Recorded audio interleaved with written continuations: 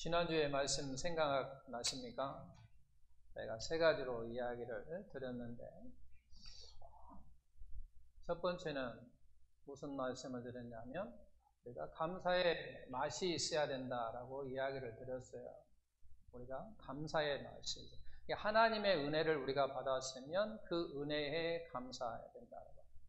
우리는 하나님의 자녀라면 다 하나님께 감사하며 살아야 된다라고 하는 거죠. 그래서 우리는 말을 하든지 우리가 무슨 행동을 하든지 다 감사의 특유의 맛이 우리에게 있어야 된다라고 하는 거죠. 고추장에는 고추장의 특유의 맛이 있고, 된장에는 된장의 특유의 맛이 있고, 청국장에는 청국장의 특유의 맛이 있는 것처럼 하나님의 자녀들은 감사의 맛이 나야 된다고 그랬어요. 이것을 다시 제가 무슨 말로 이야기했습니까? 신앙인의 맛이라고 그랬죠. 신앙인의 우리가 맛이 있어야 된다고 하는 거예요. 하나님의 자녀는 하나님의 자녀다운 맛이 있어야 됩니다. 오늘날 우리가 지금 신앙인으로서 하나님의 자녀로서의 특유의 맛이 없다 보니까 세상 사람들로부터 비난받고 정죄받고 짓밟히고 있는 거예요. 그건 이제 성경에서는 뭐라고 이야기하냐면 소금의 맛을 잃으면 짓밟힐 거다 라고 말하시는 것처럼 우리는 신앙인으로서 맛을 잃어버렸기 때문에 많은 세상의 사람들로부터 비난받고 있다라고 합니다. 그래서 우리는 맛을 회복해야 된다라고 말씀을 드렸고, 두 번째는 우리가 하나님의 은혜를 생각하다 보면 좋은 일이 생긴단 말이에요. 우리 인생에는 좋은 일이 생긴다라고 하는 거죠. 좋은 일이 생긴단 말이에요. 이 좋은 일은 하나님의 은혜라고 합니다. 하나님의 선하심으로 말미암아 우리에게 좋은 일들이 생겼을 때는 우리가 뭐 한다고 그랬어요? 그 하나님의 은혜를 생각하면서, 하나님을 뭐 하면서 생각하면서 뭐 한다고 그랬어요? 감사하며 찬양한다 그랬죠. 감사하며 찬양한다. 하나님의 은혜를 생각하다 보니까 하나님이 나에게 베푸신 것들이 많다 보니까 너무 감사한 거죠. 그리고 찬양하는 거죠. 그런데 우리에게는 좋은 일만 있는 게 아니라 어려운 일도 있다라고 하는 거죠. 그죠? 우리에게 어려운 일이 있어요. 어려운 일이 있을 때는 어떻게 하라고 했어요?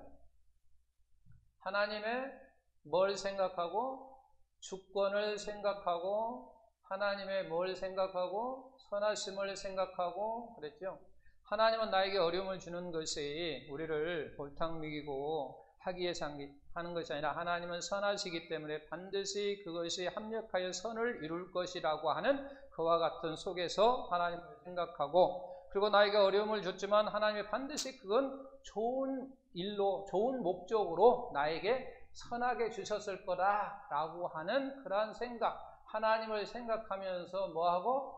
침묵하라는 얘기죠. 원망하거나 불평하지 말라라는 거죠. 왜? 나에게 반드시 선한 목적으로, 좋은 목적으로 주셨을 것이라는 거죠.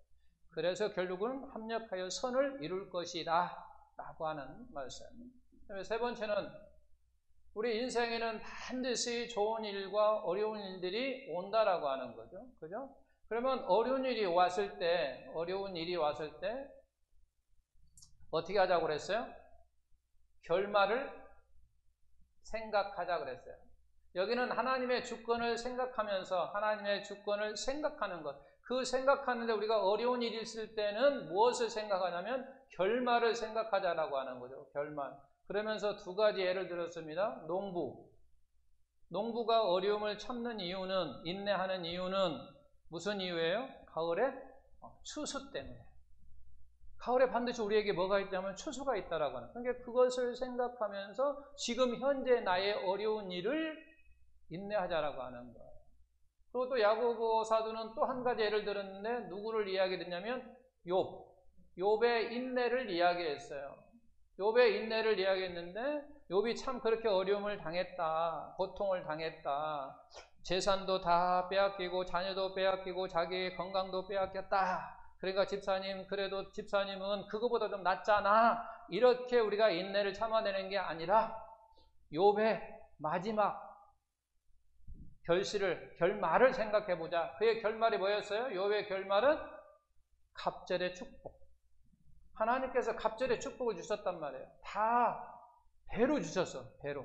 7,000마리가 14,000마리가 되고 3,000마리가 6,000마리가 되고 그 다음에 500결이가 1,000결이가 되고 이렇게 갑절의 축복을 하셨다라고 하는 그 갑절의 축복을 생각하면서 지금의 어려운 일을 우리가 감당하자라고 하는 것이 지난주의 핵심 말씀 3가지였습니다. 자, 오늘은 이제 말라기를 보게 됩니다. 말라기에 있는 말씀입니다. 말라기 시대는 영적으로 가장 어려운 시대입니다. 암흑시기다 이렇게 이야기도 합니다. 그때 이제 하나님께서 이스라엘 백성을 뭐 하냐면 책망합니다. 제가 이 백성이라고 줄여서 이야기할게요. 이스라엘 백성을 이 백성으로 그냥 가볍게. 이 백성을 뭐 하냐면 책망합니다. 책망.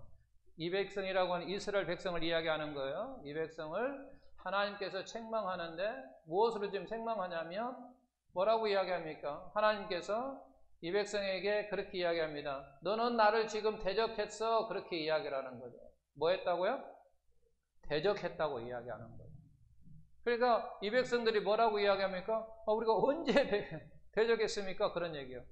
우리가 언제 대적했느냐라고 하는 거죠. 그런 얘기는 결국 무슨 얘기예요? 우리는 대적한 적이 없는데요. 그런 얘기예요. 하나님은 지금 이 백성을 향해서 너는 나를 지금 대적했어 라고 이야기하는데 이 백성들이 이야기하기는 우리가 언제 하나님을 대적했습니까? 라고 그렇게 지금 반문한다라고 하는 거예요. 그렇다고 하는 얘기는 결국 무슨 얘기예요? 대적했다, 안 했다 그런 얘기면 결국 무슨 얘기냐면 소통이 안 된다라고 하는 거죠. 소통이 안 되는 거예요. 우리는 소통이 안 되면요 정말 답답해요. 만약 저와 여러분이 소통이 안 된다면요 정말 답답해요. 여러분들도 답답할 뿐 아니라 저도 엄청나게 답답할 거예요. 우리는 여기에서만 답답한 게 아니에요. 가정에서도 마찬가지입니다. 그잖아요?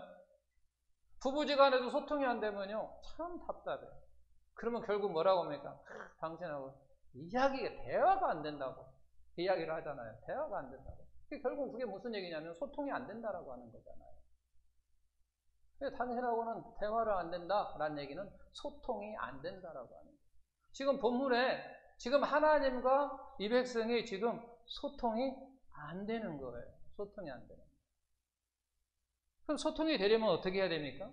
소통이 되려면 우리가 책자에서도 책을 읽을 때도 저자와 누가 있어요? 독자가 있죠. 저자와 이제 책을 지은 사람과 그걸 읽는 우리가 있단 말이에요.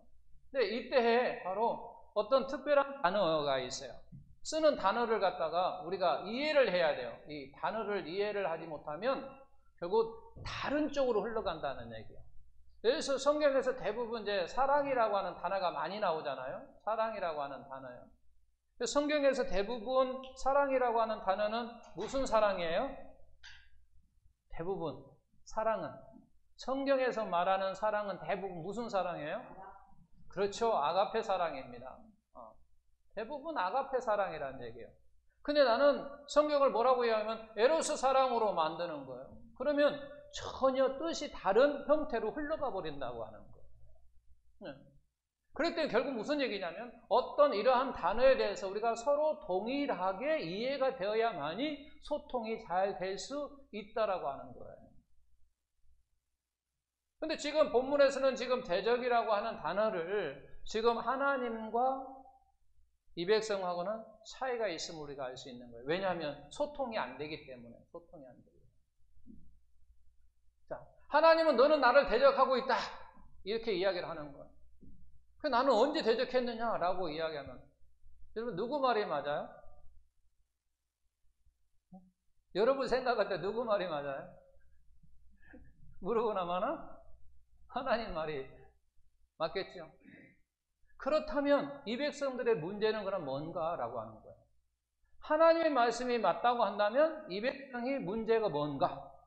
그리고 만약 반대로 이 백성들의 생각이 맞다고 한다면 하나님의 문제가 뭔가 우리가 이렇게 해석을 해야 된단 말이에요. 그런데 우리는 어느 누구든지 하나님의 말씀이 맞다고 이야기하지 사람의 말이 맞다고 하는 건 아니잖아요. 그러면 하나님의 생각이 맞다면 하나님의 말이 맞다고 한다면 너가 지금 나를 대적한다라고 하는 하나님의 말씀이 맞다고 한다면 그러면 이스라엘 백성들의 문제는 뭔가? 라고 이야기할 때 바로 이 대적의 개념을 모른다는 얘기예요.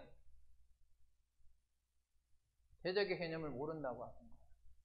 또 다른 말로 얘기하면 이 하나님께서 생각하는 이 개념이 있어요. 대적의 개념.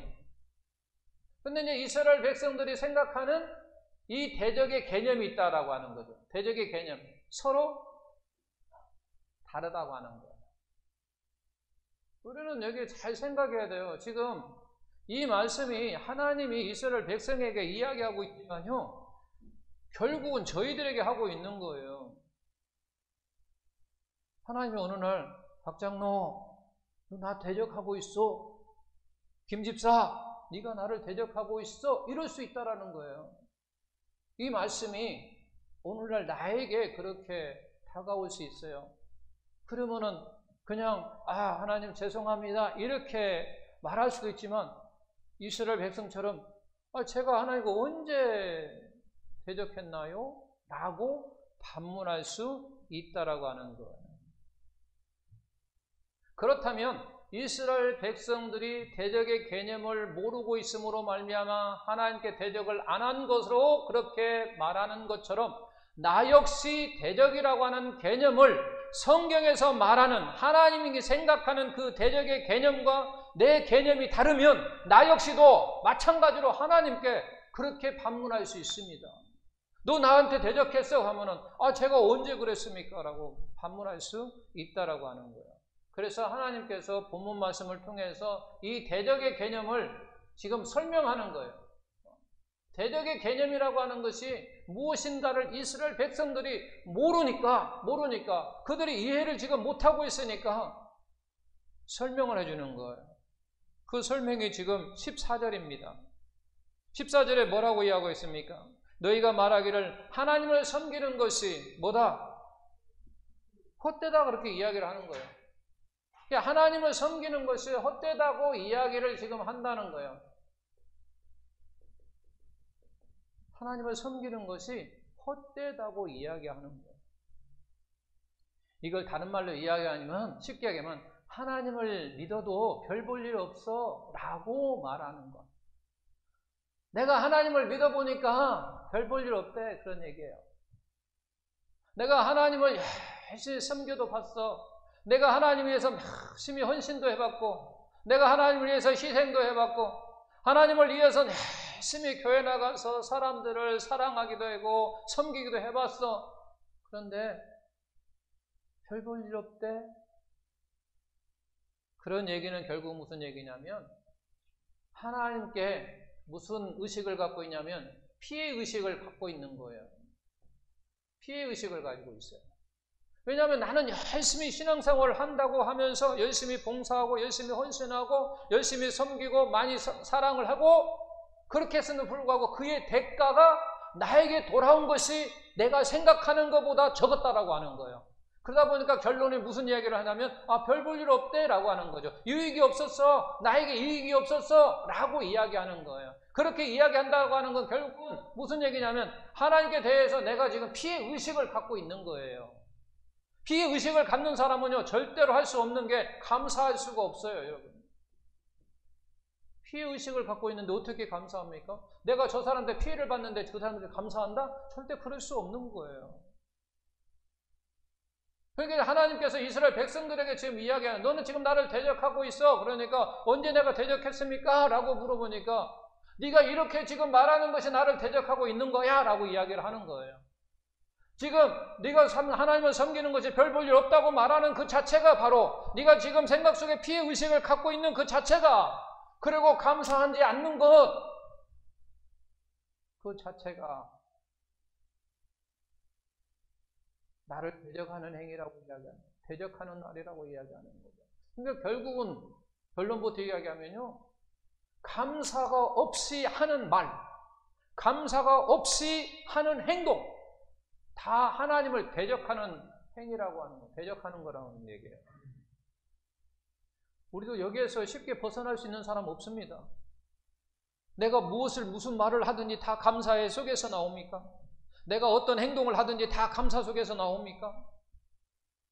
만약에 내가 하는 모든 말이 감사 속에 나온다면, 내가 하는 모든 행동이 감사 속에서 나온다면 그 사람은 하나님을 대적하는 건 아니에요. 그러나 그렇지 않다고 한다면 본문 말씀을 통해서 내 자신을 비춰볼 때 바로 하나님을 대적하고 있다고 하는 사실입니다. 감사 없이 하는 것. 왜냐하면 우리는요, 감사할 수밖에 없는 거예요. 나는 죽을 수밖에 없는 사람이었었어요. 나는 죄인이었었어요. 근데 죄인에서 나를 자유케 하셨어요. 그리고 그 자유케 하실 뿐만 아니라 나를 저 천국의 소망을 갖게 하셨고 나중에 때가 되면 천국을 내가 가질 수 있어요. 그리고 이 땅에서 하나님의 자녀로 나를 살아가게 자녀로 삼으셨어요. 양자로 나를 삼아주셨어요. 이것만 생각해도요, 우리는 그냥 감사가 저절로 나와야 된단 말이에요. 그러니까 내가 하는 모든 행동이, 내가 하는 모든 말이 감사 속에서 나와야 되고 감사 속에서 행동해야 된다 그 말이에요. 근데 내가 감사가 없다, 내가 감사 어떤 행동이 없다라고 하는 얘기는 결국은 하나님을 대적하는 거잖아요. 그래서 제가 앞에 이야기했잖아요. 지난주가 이야기하면요, 우리가 감사라고 하는 맛이 있어야 된다라고 하는 거예요. 감사의 맛이 있어야 된다. 내가 하는 모든 말, 내가 하는 모든 행동이 감사의 말이 있어야 된다는 얘기예요. 세상에 우리는 고추장 속에서는 고추장의 맛이 특유의 맛이 없으면 그냥 이건 고추장도 아니네 그러잖아요. 그래서 우리는 감사의 맛을 있어야 된다는 거예요. 그러면서 바로 여기서도 그렇게 이야기를 하는 거죠. 너희가 하는 모든 말이, 너희가 하는 모든 행동이 바로 감사 속에서 나와야 된다라고 하는 거예요. 왜냐하면 그 전제적 때 너희 바탕이 이미 감사가 있어야 된다라고 하는 거예요. 우리는 감사가 있을 수밖에 없잖아요. 내가 죽을 수밖에 없었던, 내가 죄인이밖에 없었던, 하나님의 자녀로 살아갈 수도 없었던 내 자신이 하나님의 자녀로 살아갈 수 있고 그 하나님의 은혜 속에 내가 살아갈 수 있고 하나님의 은혜가 아니면 나는 한시도 살아갈 수 없다고 입으로 고백하는 그와 같은 모든 것이 결국은 어디에서 나와야 되냐면 감사에서 나와야 된다고. 근데 지금 이스라엘 백성들이 말이에요, 나는 예수 믿고 행대했어. 우리는 보통 이렇게 생각을 가져야 돼요. 정말 우리는 행대한 사람 아닙니까? 우리는 정말 큰 복을 받은 사람 아닙니까? 그러잖아요. 늘 하나님의 은혜 속에 살아가는 사람 아닙니까? 그러면 우리의 고백이 늘 그렇게 고백이 되어야 된단 말이에요.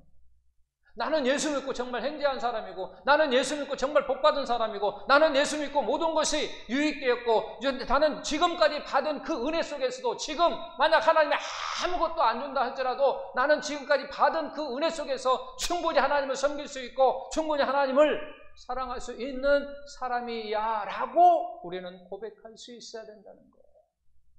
그런데 이스라엘 백성들은 그렇지 못했다라고 합니다.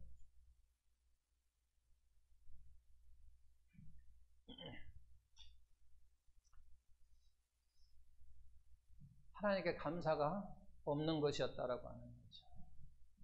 우리는 보통 이렇게 이야기하면요, 어떤 생각을 가냐고, 어떤 특수한 단어를 사용해야만이 대적이고 어떤 특수한 단어만을 사용해야 유혹이라고 생각을 하거든요. 어떤 특수한 단어,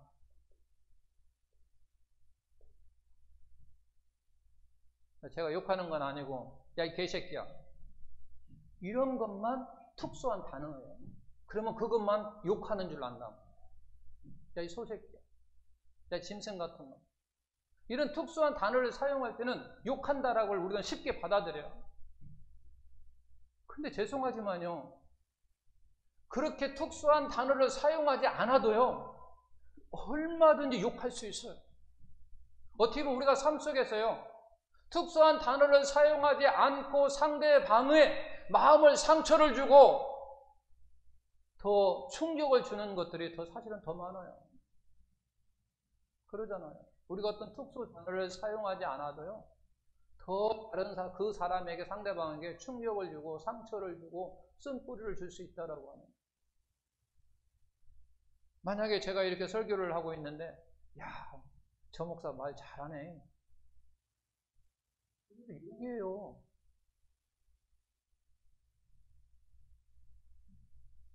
말은 잘하네. 그럼 특수한 단어를 사용하지 않았단 말이야. 그럼에도 불구하고 저에게 욕을 한 거라고. 그것이 한두가 아니에요. 그래서 우리는 내가 하는 말, 내가 하는 행동을 정말 조심해야 돼요. 왜냐하면 상대방에게 오해를 불러일으킬 수 있는 게 많아요. 세계적인 스타들도요, 한순간에 어떤 행동, 잘못된 행동으로 말미암아 징계받는 경우도 많아요. 세계적인 축구 스타 앙리라고 하는 사람도 한번 나와가지고 동양인 그 비하의 행동을 함으로 말미암아 큰 곤욕을 당했어요. 외국 사람들이 주로 동양인들을 비하할 때 그러잖아요. 이렇게 눈을 이렇게 찢잖아요. 이렇게. 동양인들의 눈이 찢어요. 이게 비하거든. 동양인들을 전체를 놓고 비하하는 행위. 그래서 어떤 탤런트는요, 그거 한마디 했다가, 그거 했다가 바로 잘려버렸어요. 이 정도로 심한 거예요.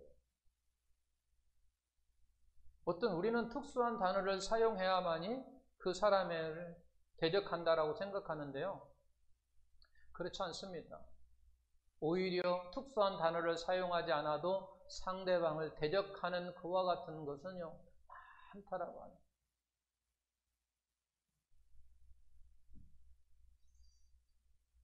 제가 아는 목사님이 어떤 교회로 청빙받아서 갔습니다. 그래서 이제 오랜만에 만나서 이제 사모님하고 이야기하고 목사님이 이야기하다가 어떻습니까?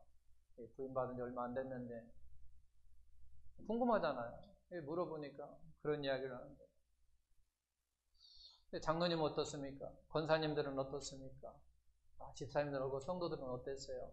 이렇게 물어보면 사모님이 말씀하시기를 그렇게 이야기해요. 우리 장로님은요, 여러 가지 잘 하시는데 만나는 것이 부담스러워요 라고 이야기를 합니다. 만나는 것이 부담스럽대요. 저는 장로님 만나는 것이 부담스럽지 않거든요. 권사님을 만나는 것도 부담스럽지 않아요. 근데 만약에 부담스러울 수도 있다는 얘기예요. 사람이. 이 사모님이 그런 거예요. 장로님은 다 잘하시는데 제가 만나는 거 보면 부담스럽다고 이야기해요. 근데 왜 부담스러운가 여러 가지가 있습니다. 하나님도 말씀하십니다. 오늘 잠언서 그렇게 이야기를 합니다. 내가 미워하는 거 있다 그런 얘기예요. 내가 미워하는 게 있대요. 내 마음에 싫어하는 것이 얘 7가지니 라고 이야기하면서 무슨 눈? 교만한 눈 이야기하는 거죠. 교만한 눈이라고 이야기합니다. 또 거짓된 혀, 그리고 무죄한 자의 피를 흘리는 손, 이게 하나님이 싫어한다고 합니다. 이게 결국 무슨 얘기냐면 그의 눈 속에서 나타난 무언가가 있기 때문에 부담스러운 거예요. 우리는 눈으로 말해요 그러잖아요. 눈으로 말해요. 사랑도 눈으로 말한다고 하잖아요. 그런 것처럼 그가 말은 하지 않음에도 불구하고 그의 눈빛 속에서 나타나는 그 어떤 것이 그를 부담스럽게 만든다는 거예요.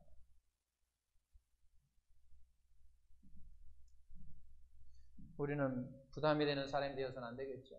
어떤 사람을 만나든지 내 자신이 부담이 되는 사람이 되어서는 안 된다라고 합니다.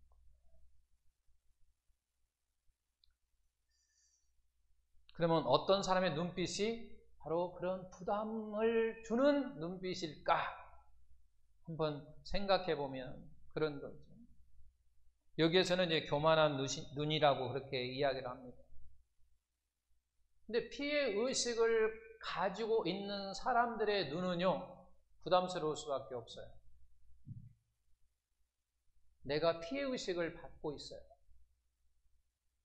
어릴 때부터 자란 정상적이 아닌 가정에서 자란 애들은요, 피해 의식을 갖고 그 피해 의식 속에서 자기 눈빛이 있어요. 그래서 사람들을 바라볼 때 부담스러워. 내가 부담스러운 거예요. 저 사람을 바라보면. 내가 피해 의식을 갖고 있는 사람들은요, 부드러운 눈이 될 수가 없거든. 세상에서 그러잖아요. 어젠가도요, 20대가 70대 할아버지를 팼어요. 그 팬 이유는 뭐냐면 자기를 바라봤대요. 자기를 바라봤다고 하는 이유예요. 근데 그 아이에게는 어쨌든 간에 우리는 내막은 잘 모르지만 그 할아버지가 바라본 눈이 만약에 부드러운 눈이었다고 한다면 아마 그러지는 않았을 거라고 하는 거예요. 어떤 이유인가는 모르지만 그가 느끼기는 할아버지가 자기를 바라볼 때 뭐 자기를 무시하는 눈이 됐든지 아니면 뭔가 잘못된 눈으로 보였기 때문에 그 나이 드신 분을 때렸다. 우리도 마찬가지예요. 우리도 누구하고 이렇게 만나서 교제하고 대화를 하는데요. 그의 눈을 보니까 부담을 가질 수 있다라고 하는 거죠. 우리가 그 상대방의 눈을 보고 부담스러운 사람이 있다라고 하는 거죠.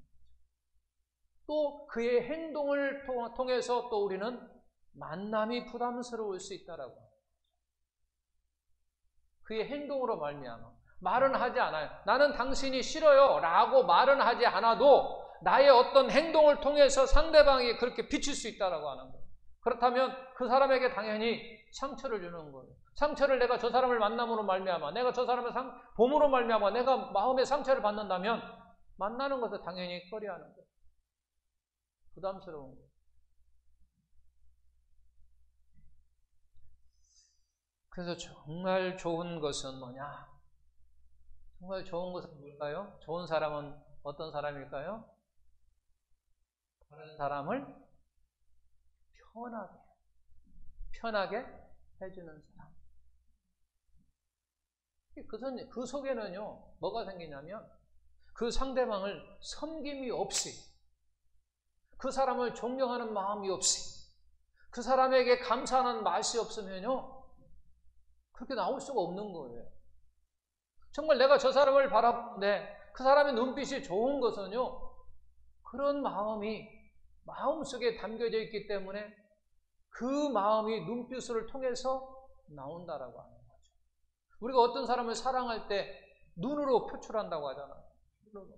지금 내 마음속에 저 사람을 너무너무 사랑하기 때문에 그 바라보는 눈이 사랑의 눈으로 바뀌는 거예요.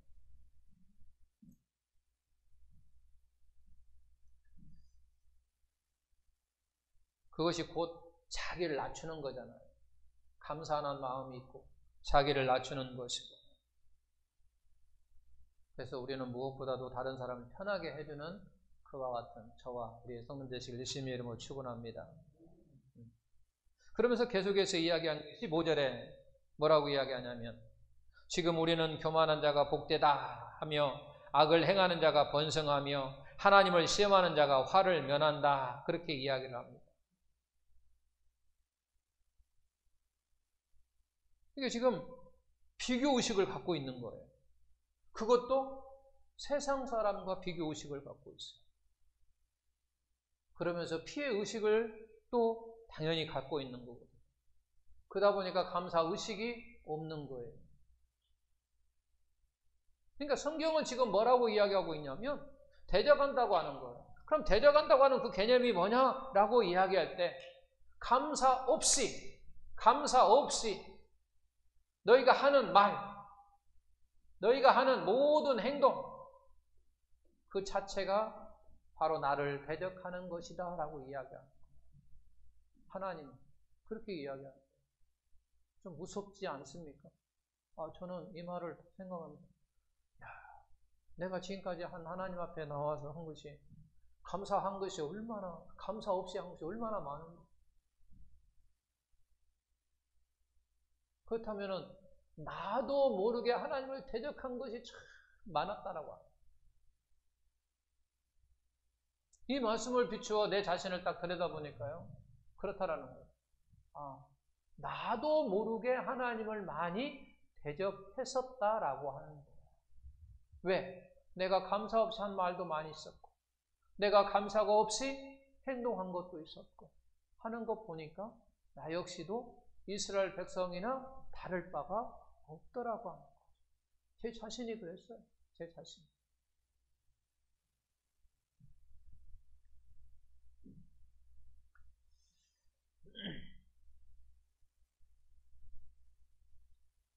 대적하는 것은요, 또 이럴 수 있어요. 제가 예를 들어서 아들에게 세차 좀 하라 그랬어요. 야, 그 차가 뭐냐? 교회 차가 그게 뭐냐? 좀 세차 좀 해라. 아빠는 내일 비 온다는데 말이야. 뭔 세차를 하냐고. 하면서 투덜투덜 하면서 하고, 양동이도 툭툭 차고, 수건도 그냥 이렇게 하고, 그 모습을 바라보는 저는 어떨 것 같아요? 화가 납니다. 화나요. 여러분, 이제 남자부터는 이제 우리 아내에게 그렇게 해야 돼요. 여기 커피 한 잔 줘. 같은 거는.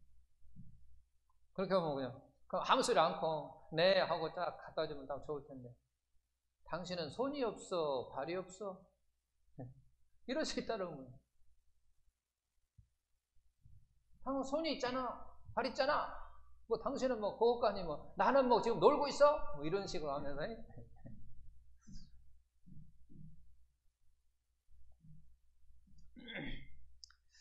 이럴 때 바로 하나님은 내가 나를 대적한다고 생각하는 거예요.